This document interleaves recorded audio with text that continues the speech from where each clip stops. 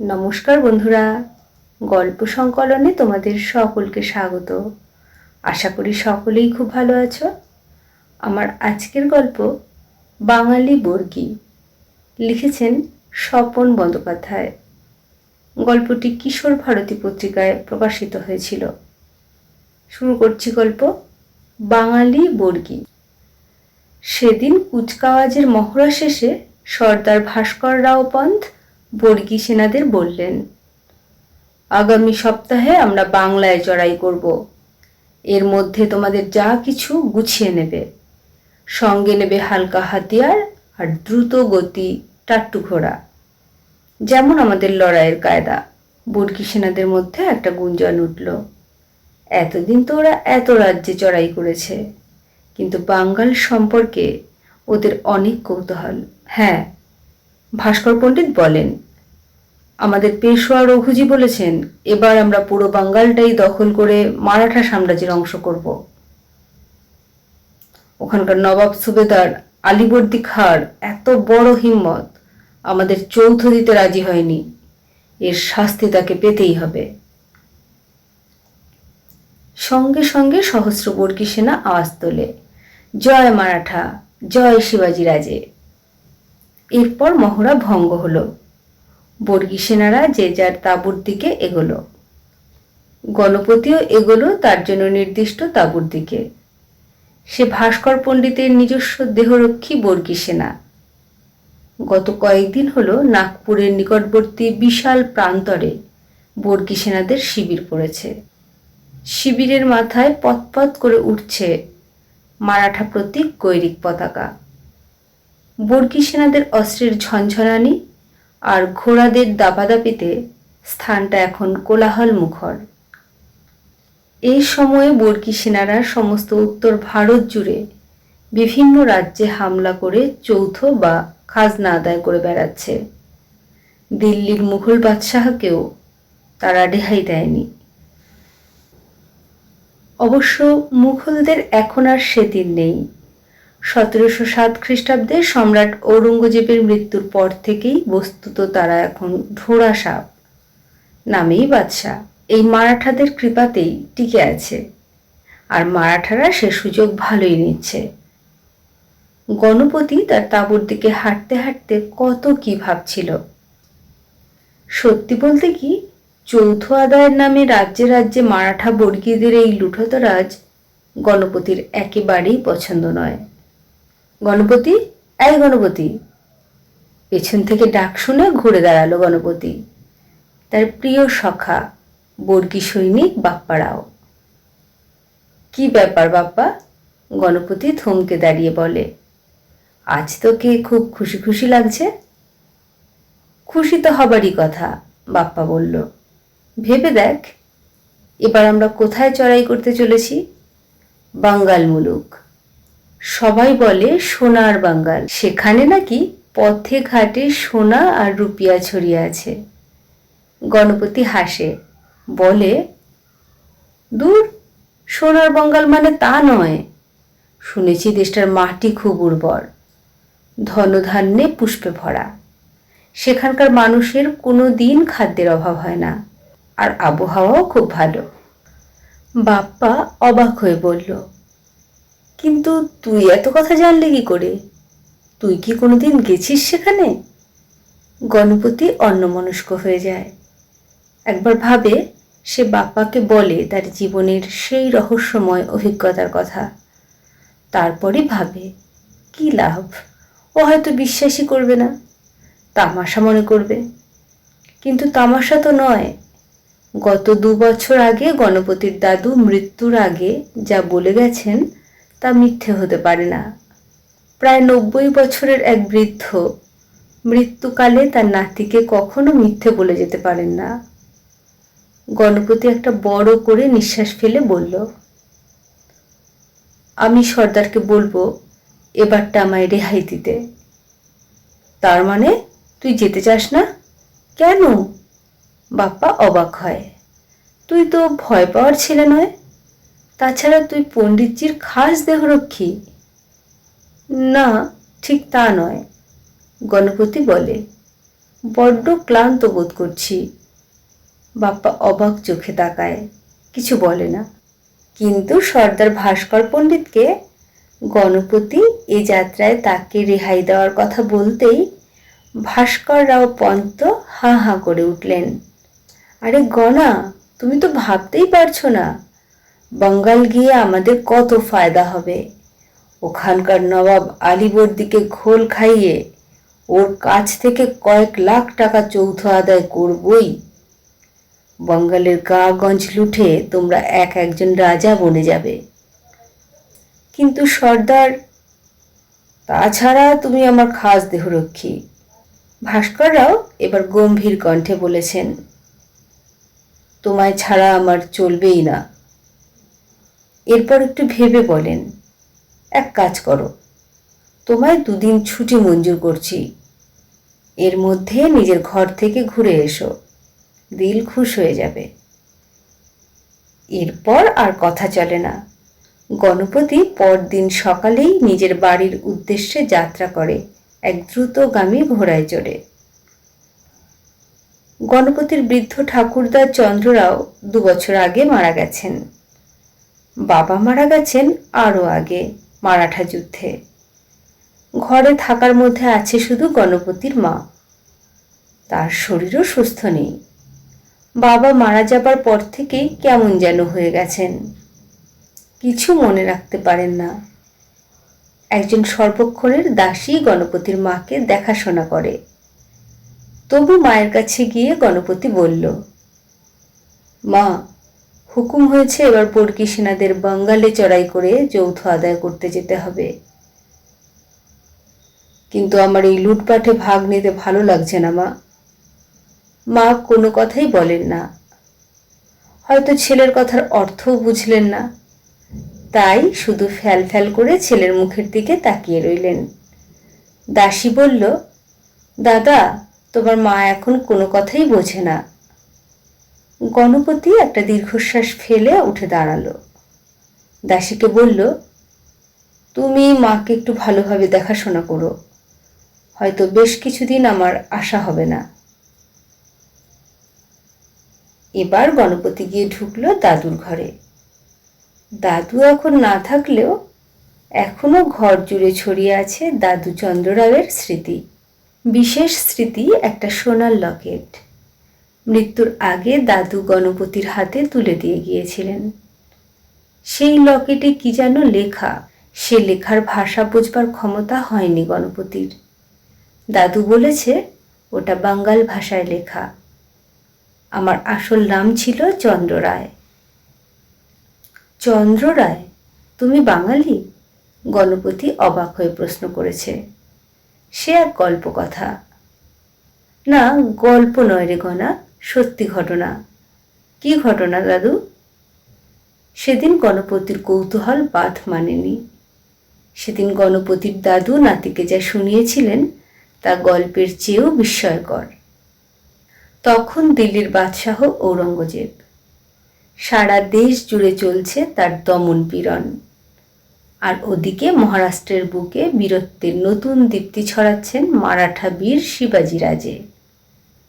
ঔরঙ্গজেবের মূল ফৌজকে বারবার হেনস্থা হতে হচ্ছে শিবাজির যুদ্ধ কৌশলের কাছে। অবশেষে এক নতুন চাতুরি খেললেন মুঘল সম্রাট ঔরঙ্গজেব। জয়পুর রাজ জয়সিংহের সাহায্যে শিবাজিকে নিরাপত্তার প্রতিশ্রুতি দিয়ে মুঘল দরবারে নিয়ে এলেন।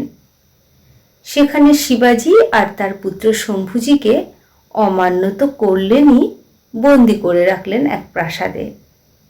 কিন্তু ঔরঙ্গজেবের উদ্দেশ্য সফল হলো না। চতুর ঔরঙ্গজেবকে আরও চতুরতা দিয়ে মাত করলেন শিবাজি। একদিন ফলের ঝুড়ির মধ্যে লুকিয়ে শিবাজি পালালেন বন্দি দশা থেকে। কিন্তু ফেরার পথে পিতা পুত্র প্রচলিত পথ ধরেননি, চললেন পূর্বাঞ্চলের পথ ধরে, সন্ন্যাসীর ছদ্মবেশে। শিবাজি হাঁটলেন সারা দিন সারা রাত ধরে, বন জঙ্গলের পথ ধরে। মাঝে মাঝে শুধু বিশ্রাম নিতেন।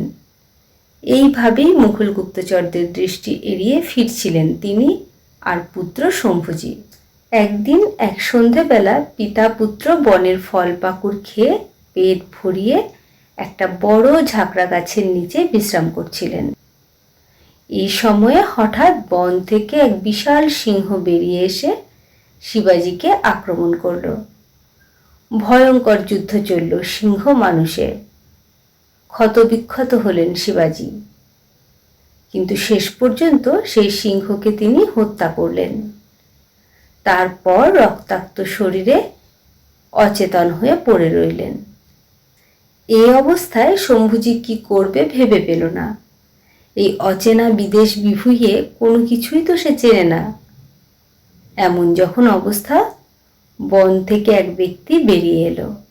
ঘাড়ে কাঠের বোঝা, বলিষ্ঠ দেহ, বোধহয় কাঠুরে।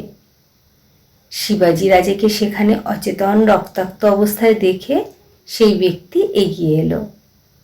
তারপর পরম যত্নে অচেতন শিবাজির ক্ষতস্থান মুছিয়ে জংলি ঔষধি গাছের পাতার প্রলেপ দিয়ে নিয়ে গেল বনপ্রান্তে, তার নিজের কুটিরে। শম্ভুজিও সঙ্গে গেল। সেই ব্যক্তির শুশ্রূষায় শিবাজি খুব শীঘ্রই সুস্থ হয়ে উঠলেন। তারপর সেই ব্যক্তির পরিচয় জানতে চাইলেন। সেই ব্যক্তির নাম বিষ্ণুচরণ রায়। সংসারে আছে স্ত্রী আর 2 যমজ পুত্র। বিষ্ণুচরণ এখন কাঠুরে বৃত্তি নিলেও এক সময়ে সে ছিল বিস্তীর্ণ জমির অধিকারী, জমিদার। কিন্তু তার বিশ্বাসের সুযোগ নিয়ে তার ছোট ভাই চক্রান্ত করে তার জমিদারি দখল করে, তাকে মারবার ষড়যন্ত্র করে। বাধ্য হয়ে সে তার বউ ছেলেদের নিয়ে পালিয়ে এসে এই বনের মধ্যে লুকিয়ে আছে। এরপর বিষ্ণুচরণ শিবাজির পরিচয় জানতে চাইল। ছদ্মবেশী শিবাজি তখন সরাসরি আত্মপরিচয় না দিয়ে নিজেকে একজন মারাঠা সৈনিক হিসেবে পরিচয় দিলেন। জানালেন এক সময় তিনি শিবাজি রাজের সৈন্যদলে ছিলেন, কিন্তু সম্প্রতি শিবাজি রাজে ঔরঙ্গজেবের আমন্ত্রণে দিল্লি গিয়ে বন্দী হবার পর তিনিও মারাঠা ফৌজ ছেড়ে সন্ন্যাসীর বেশে ছেলেকে নিয়ে দেশ ভ্রমণে বেরিয়েছেন। বিষ্ণুচরণ বলল, ঔরঙ্গজেবের এই বিশ্বাসঘাতকতার কথা সেও শুনেছে, কিন্তু তার বিশ্বাস শিবাজির মতো বীর যোদ্ধাকে ঔরঙ্গজেব বেশি দিন ওভাবে বন্দি করে রাখতে পারবে না। শিবাজি মনে মনে হেসে বললেন, শিবাজির ওপর তোমার খুব বিশ্বাস দেখছি। নিশ্চয়ই, বিষ্ণুচরণ বলল, এই ভারতবর্ষে আজ ওই একজন মানুষই আছেন যিনি বীর এবং আমাদের মতো দুর্দশাগ্রস্ত গরিবদের মুক্তির জন্য যুদ্ধ করছেন। আমি জানি আমার এই দুর্দশার কথা যদি কোনোভাবে তার কাছে পৌঁছতো, তিনি নিশ্চয়ই এই অন্যায়ের প্রতিবিধান করতেন। শিবাজি তখন কিছু বললেন। বিষ্ণুচরণের সেই ছোট্ট কুটিরেই তখন এই পিতা পুত্রের দিন কাটতে লাগল। বিষ্ণুচরণের স্ত্রীও খুব ভক্তিমতী, আর 2 যমজ ছেলে সূর্য আর চন্দ্র তো শিবাজি আর শম্ভুজির বিশেষ অনুরক্ত হয়ে উঠল।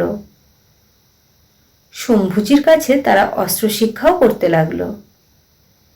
এরপর ঘটল একটা ঘটনা, তারপরই সব ওলটপালট হয়ে গেল। বিষ্ণুচরণের সেই শয়তান ছোট ভাই শক্তিচরণ এই বনে তার বড় ভাইয়ের খোঁজ পেয়ে কিছু সশস্ত্র অনুচর নিয়ে এসে বিষ্ণুচরণের কুটির ঘিরে ধরল এবং আক্রমণ করল। সেই দিনই প্রকাশ হয়ে পড়ল ছদ্মবেশী শিবাজির আসল পরিচয়। তিনি আর শম্ভুজি অস্ত্র হাতে ঝাঁপিয়ে পড়লেন আক্রমণকারীদের ওপর। তাদের কচুকাটা করলেন এবং শক্তিচরণকে বন্দি করে বিষ্ণুচরণের কুটিরের মধ্যে নিয়ে এলেন। শক্তিচরণ তখন তো ভয়ে কেঁপেই সারা। এখানে তার এ অবস্থা হবে সে ভাবতেই পারেনি। শিবাজি শক্তিচরণকে দিয়ে প্রতিজ্ঞা করালেন সে তার বড় ভাই বিষ্ণুচরণকে তার জমিদারি ফিরিয়ে দেবে এবং ভবিষ্যতে কোনো রকম চালাকি করবার চেষ্টা করবে না। শক্তিচরণ সেই মতো বিষ্ণুচরণের কাছে ক্ষমা প্রার্থনা করে তার জমিদারি ফিরিয়ে দিল। কিন্তু এসবের মধ্যে শিবাজির আসল পরিচয় ওই 2 ভাইয়ের কাছে প্রকাশ হয়ে পড়ল। এরপর আর মারাঠা রাজ সেখানে থাকা নিরাপদ বোধ করলেন না। স্বদেশ অভিমুখে যাত্রা করলেন। তবে যাবার আগে তার একটা অভিজ্ঞান বিষ্ণুচরণকে দিয়ে গেলেন। ভবিষ্যতে যদি কেউ তাকে বা তার বংশের কারুর ওপর আক্রমণ করতে আসে, এটা হবে রক্ষা কবচ। মারাঠা সেনার সাহায্যও তারা পাবে। এর সঙ্গে আর একটা ঘটনা ঘটল। বিষ্ণুচরণের যমজ ছেলেদের মধ্যে চন্দ্রনাথ কিছুতেই শিবাজির সঙ্গ ছাড়তে রাজি হলো না। তখন বিষ্ণুচরণ বলল, মহারাজ, আপনি আমার এই পুত্রকে নিয়ে যান। এ যদি আপনার আদর্শে মানুষ হতে পারে, তবে আমার বংশ গৌরবোজ্জ্বল হবে। সেদিন গণপতির দাদু এই দীর্ঘ কাহিনী শুনিয়ে বলেছিলেন, বুঝতে পারছো দাদু ভাই, আমি সেই চন্দ্ররায়। সেদিন শিবাজি রাজের সঙ্গে রায়গড়ে ফিরে তার শিক্ষা আর আদর্শেই বড় হয়েছিলাম। তারপর ঠাঁই পেয়েছিলাম তার সেনাদলে। বলতে বলতে গণপতির ঠাকুরদা তার তোরঙ্গ খুলে একটা পুরনো সোনার লকেট বার করে গণপতির হাতে দিয়ে বলেছিলেন, এটা তোমার কাছে রাখো দাদা ভাই। আমি আমার ঘর ছেড়ে আসার সময় এটি আমার গলায় পরিয়ে দিয়েছিল আমার বাবা। এতে বাংলায় আমার নাম লেখা আছে, চন্দ্র। দাদুর ঘরে ঢুকে দাদুর তোরঙ্গটা খুলে সেই লকেটটা বার করে হাতে নিয়ে এসব কথাগুলোই ভাবছিল গণপতি। যেন গল্পের চেয়েও আশ্চর্যই কাহিনী। আর এর অর্থ গণপতির উপাধি আসলে রাও নয়, রায়। গণপতি রায়। যদিও তারা 3 পুরুষ যাবৎ মারাঠা সেনানীর মধ্যে থেকে যুদ্ধ করেছে, শস্য শ্যামলা বাঙ্গাল থেকে অনেক দূরে এই মারাঠা মুলুকে এসে। আচ্ছা, আমার দাদুর তো আরেক ভাই ছিলেন, তার বংশধরেরা আজও নিশ্চয়ই সেখানে আছে, বাঙ্গালের সেই গন্ধেশ্বরী নদীর তীরে সেই শালতোরা গ্রামে। মনে মনে বলল গণপতি। দাদা, খাবার এনেছি। গণপতির চমক ভাঙে। দাসী তার জন্যে দুপুরের খাবার এনেছে, মোটা চাপাটি, সবজি, আচার। সেদিন সকাল থেকে কিছু খায়নি গণপতি, খুবই খিদে পেয়েছে। তাড়াতাড়ি হাত পা ধুয়ে খেতে বসলো। পরের দিন বাড়ি থেকে বেরোবার আগে কি মনে হতে দাদুর সেই সোনার লকেটটা তোরঙ্গ খুলে বার করে নিজের পোশাকের মধ্যে ঢুকিয়ে নিল। তারপর ঘোড়া ছুটিয়ে দিল বর্গী শিবিরের দিকে। 20,000 বর্গী সেনা আর 22 জন বর্গী নায়ক নিয়ে বর্গী সর্দার ভাস্কররাম পন্থ বা ভাস্কর পণ্ডিত যাত্রা করলেন বঙ্গভূমির দিকে। দিন কয়েক চলার পর ঝাড়খণ্ডের জঙ্গল পার হয়ে বর্গী সেনারা ঢুকে পড়ল বাঙ্গাল সীমার ভেতরে। পথপ্রদর্শক পিংলে ভাস্কর পণ্ডিতকে জানালো সামনে গন্ধেশ্বরী নদী, তার কাছেই আছে এক সমৃদ্ধ গ্রাম। কথাটা গণপতিরও কানে গেল। সঙ্গে সঙ্গেই তার মনে উত্তেজনা জাগল। গন্ধেশ্বরী, ওই নদীর কথাই তো সে তার দাদুর মুখে শুনেছিল। ভাস্কর পণ্ডিত পিংলেকে বললেন, আজ রাতটা এই নদীর ধারেই আমরা শিবির ফেলব। তুমি এর মধ্যে ছদ্মবেশে ওই গ্রামে গিয়ে খোঁজ নিয়ে এসো, ওই গ্রাম লুটে আমাদের কতটা লাভ হবে। পিংলে চলে গেল। তারপর পরদিন বিকেলের মধ্যে খবর আনলো সামনের ওই গ্রামের নাম শালতোরা, খুবই সমৃদ্ধ গ্রাম। মাঠ ভরা ধান, পুকুর ভরা মাছ, গ্রামের প্রতিটি মড়াই ভর্তি ধান, শস্য, নানা সবজি, ফল। মানুষগুলোও বেশ সুখী সুখী। নারী পুরুষ প্রত্যেকের পরনে সোনার অলংকার। শুনতে শুনতে অট্টহাসি করে উঠলেন ভাস্কর পণ্ডিত। বললেন, আগামীকাল সকালেই আমরা চড়াই করব এই গ্রামে, পুরো গ্রাম লুটে নেব, বাধা দিলে সমস্ত গ্রাম পুড়িয়ে ছাই করে দেব। শুনে শিউরে উঠল গণপতি। সেও একজন বর্গী সেনা, কিন্তু গ্রাম লোটার খবরে আগে সে কোনোদিন শিউরে ওঠেনি। কিন্তু সে রাতেই ঘটে গেল এক আশ্চর্য ঘটনা। বর্গীদের এতদিনের সামরিক জীবনে এমন অভিজ্ঞতা আগে কখনো হয়নি। তখন শেষ রাত। বর্গী সেনারা যে যার শিবিরে নিদ্রামগ্ন। গুটি কয়েক মাত্র বর্গী রক্ষী শিবির পাহারা দিচ্ছে। এ সময় ঘটল ঘটনাটা। অন্ধকারে সারি সারি মশাল জ্বালিয়ে কারা যেন আচমকা এসে বর্গী শিবিরে আক্রমণ হারল। বর্গী সেনারা ঘুম ভেঙে উঠে অস্ত্র ধরার আগেই তারা অনেকে আহত নিহত হলো। বেশ কিছুক্ষণ এইভাবে হামলার পর আক্রমণকারীরা যেমন আচমকা এসেছিল, তেমন হঠাৎই শিবির ছেড়ে মশাল নিভিয়ে অন্ধকারে মিশে গেল। ক্রোধে বিস্ময়ে ভাস্কর পণ্ডিত তখনও চিৎকার করে চলেছে, এত বড় সাহস! ওরা কারা? ওরা কি ডাকাত? ধীরে ধীরে রাত শেষ হয়ে আসছে। পূব আকাশে আলো ফুটছে। এই সময় এক তরুণ অস্ত্রধারী ভাস্কর পণ্ডিতের শিবিরের সামনে এসে দাঁড়ালো। সে বর্গী সর্দারের সঙ্গে দেখা করতে যায়। শিবির রক্ষী তাকে নিয়ে গেল শিবিরের মধ্যে। ভাস্কর পণ্ডিত সেখানে রাগে অগ্নিশর্মা হয়ে বসেছিলেন। ইতিমধ্যে তিনি একদল বর্গী সেনাকে পাঠিয়েছিলেন আক্রমণকারীদের খুঁজে বার করে আনতে। তারা ফিরে এসে জানিয়েছে তাদের খুঁজে পাওয়া যায়নি। তারা অন্ধকারে হারিয়ে গেছে। শুনে আরো চটেছেন বর্গী সর্দার। আগন্তুক তরুণ কিন্তু অকুতোভয়। শিবিরে প্রবেশ করে সে সৌজন্য সহকারে বর্গী সর্দারকে অভিবাদন জানিয়ে বলল, জয় শিবাজি রাজে।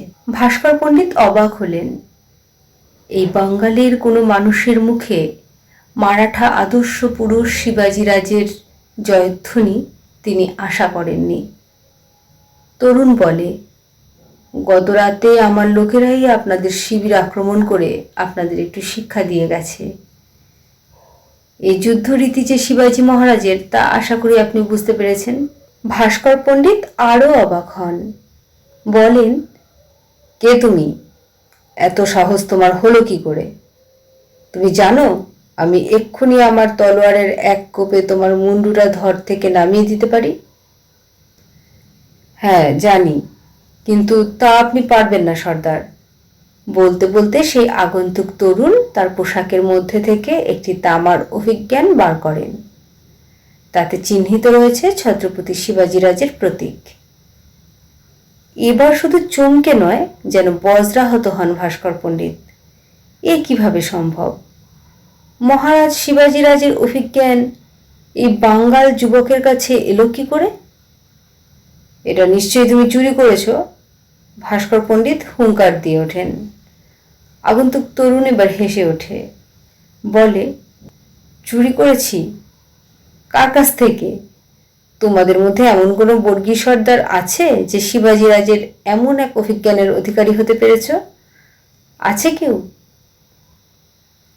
তাই তো। ভাস্কর পণ্ডিত এ যুক্তি অস্বীকার করতে পারেন না।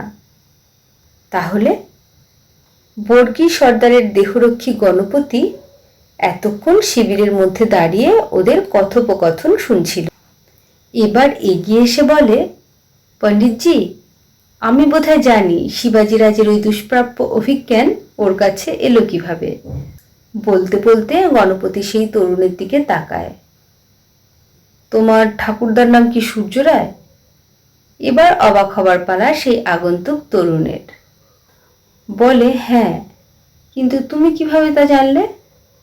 পরদিন সকালে ভাস্কর পণ্ডিত এক ছোটখাটো সেনা টুকরি, দেহরক্ষী গণপতি আর সেই যুবককে নিয়ে শালতোরা গ্রামে প্রবেশ করল। সেই যুবকের নাম রুদ্র রায়। সে বর্গী সর্দার আর তার অনুচরদের সঙ্গে নিয়ে হাজির হলো তার বাসগৃহে। বাড়ির সামনে জনা কয়েক সর্কি এবং লাঠিধারী পাহারায় ছিল। রুদ্র রায় তাদের বাড়ির সামনে এসে ভাস্কর পণ্ডিতকে বলল, সর্দার, আপনি আপনার বর্গী সেনাদের এখানেই রেখে শুধু গণপতিকে নিয়ে বাড়ির ভেতর আসুন। ভয় নেই, বাঙালি অতিথির কোনো ক্ষতি করে না। ইতিমধ্যে গণপতি রুদ্রকে তার ঠাকুরদার কাছে শোনার সব কথা বলেছে। ভাস্কর পণ্ডিতও শুনেছেন। পণ্ডিতজির কাছে তা অবিশ্বাস্য মনে হলেও রুদ্র গণপতিকে নিয়ে এসেছে তাদের নিজেদের গ্রামে। বর্গী সর্দার আর রুদ্রকে অবিশ্বাস করতে পারেন না। শুধুমাত্র দেহরক্ষী গণপতিকে সঙ্গে নিয়ে গ্রামে ঢুকে পড়েন বাড়ির ভেতরে। গণপতি রুদ্রকে জিজ্ঞেস করে, তোমার ঠাকুরদা সুস্থ আছেন তো? আগে তার সঙ্গে দেখা করতে চাই। রুদ্ররায় বলে, একজন 90 পেরোনো মানুষ কতটা সুস্থ থাকতে পারে গণপতি? তবে এখনো ঠাকুরদার স্মৃতি ঠিকঠাক কাজ করছে, চোখের নজরও আছে। চলো, আগে তোমায় ঠাকুরদার কাছেই নিয়ে যাব। রুদ্র রায়ের সঙ্গে ওরা যে ঘরটায় গিয়ে ঢুকলো সেটা বেশ প্রশস্ত, মাঝখানে একটা পালঙ্ক। সেখানে শুয়েছিলেন এক নবদ্বীপর বৃদ্ধ, এক মাথা সাদা চুল, সারা শরীর মুখের চামড়া কুঁচকে গেছে, দু চোখের পাতা বন্ধ। সেই মানুষটিকে দেখে চমকে উঠলেন গণপতি। এ তো হুবহু তার নিজের ঠাকুরদা। তারপরই মনে পড়ল, হ্যাঁ, ইনি তো তারই ঠাকুরদার যমজ ভাই সূর্য রায়। রুদ্র রায় গণপতিকে চোখের ইশারা করতেই গণপতি সেই বৃদ্ধের একেবারে কাছে গিয়ে দাঁড়িয়ে ডাকল, ঠাকুরদা। সঙ্গে সঙ্গে চোখ মেললেন বৃদ্ধ, দু চোখের দৃষ্টি ঘোলাটে। কিছুক্ষণ গণপতির দিকে তাকিয়ে থেকে জিজ্ঞেস করলেন, তুমি কে বাবা? আমি আপনার এক নাতি। আপনার যমজ ভাই সূর্য রায়ের কথা আপনার মনে আছে ঠাকুরদা? বৃদ্ধ তার ঘোলাটে দৃষ্টি মেলে কিছুক্ষণ তাকিয়ে থাকেন গণপতির দিকে। তারপর গণপতির দিকে তাকিয়ে বলেন, আমার যমজ ভাই, তাকে তো আমাদের কোন ছেলেবেলায় শিবাজিরাজের সঙ্গে নিয়ে গিয়েছিলেন তার মারাঠা রাজ্যে। ভাস্কর পণ্ডিত এতক্ষণ কোনো কথা বলেননি। এবার বললেন, হ্যাঁ, এই গণপতি তারই নাতি। গণপতি ইতিমধ্যে তার পোশাকের ভেতর থেকে তার ঠাকুরদার ছেলেবেলার সোনার লকেটটা বার করে ফেলেছে। এবার সে সেটি সূর্য রায়ের হাতে দিয়ে বলল, আমার দাদু চন্দ্র রায় মৃত্যুর আগে তার গলার এই লকেটটা আমায় দিয়ে গেছেন। বৃদ্ধ সূর্য রায় সেই লকেটটার দিকে তার ঘোলাটে দৃষ্টি মেলে অনেকক্ষণ তাকিয়ে থাকেন। তারপর বিড়বিড় করে বলেন, হ্যাঁ, এই তো লকেটে লেখা চন্দ্র। আমরা তখন খুব ছোট। আমাদের বাবা আমাদের দুই যমজ ভাইয়ের জন্য দুটি সোনার লকেট বানিয়ে দিয়েছিলেন। আমারটায় লেখা ছিল সূর্য, আর ভাইয়ের খোদাই করা ছিল চন্দ্র নাম। বলতে বলতে বৃদ্ধের দু চোখ থেকে কয়েক ফোঁটা অশ্রু ঝরে পড়ল। গণপতিও এবার সূর্য রায়ের পা দুটো চেপে ধরে অশ্রুসিক্ত স্বরে ডাকল, ঠাকুরদা। এবার বৃদ্ধ সূর্য রায় গণপতিকে বুকের মধ্যে টেনে নিয়ে হাউ হাউ করে কেঁদে বলে উঠলেন, তুই আর আমায় ছেড়ে যাসনি দাদু ভাই। তুই আমার যমজ ভাই চন্দ্রের স্মৃতি, তাকে তো আর কোনোদিন ফিরে পাবো না। বলতে বলতে এক হাতে নাতি রুদ্র আর অন্য হাতে গণপতিকে একসঙ্গে বুকে জড়িয়ে ধরেন বৃদ্ধ। এই দৃশ্য দেখে যুদ্ধবাজ বর্গী সর্দার ভাস্কর পণ্ডিত অশ্রু সংবরণ করতে পারলেন না। সেই দিনই ভাস্কর পণ্ডিতের বর্গী সেনারা শালতোরা গ্রাম গন্ধেশ্বরী নদীর তীরবর্তী ভূমি ছেড়ে চলে গেল। সঙ্গে গেল না শুধু একজন, সে বাঙালি বর্গী গণপতি রায়। রুদ্র তাকে বলেছে, ভাই, তুই নাগপুরে গিয়ে তোর মাকেও নিয়ে আয়। আমি তো বাবা মা দুজনকেই হারিয়েছি, শুধু ঠাকুরদা আছেন। তুই নতুন করে ঠাকুরদাকে পেলি, আমিও আমার মাকে ফিরে পাব। তারপর দুই ভাই মিলে মায়ের শুশ্রূষা করব। রাজি হয়েছে গণপতি। শেষ হলো গল্প বাঙালি বর্গী। গল্প পাঠ ভালো লেগে থাকলে চ্যানেলটিকে একটি লাইক করো, সাবস্ক্রাইব করে পাশে থেকো। সকলেই সুস্থ থেকো, ভালো থেকো। অনেক ধন্যবাদ।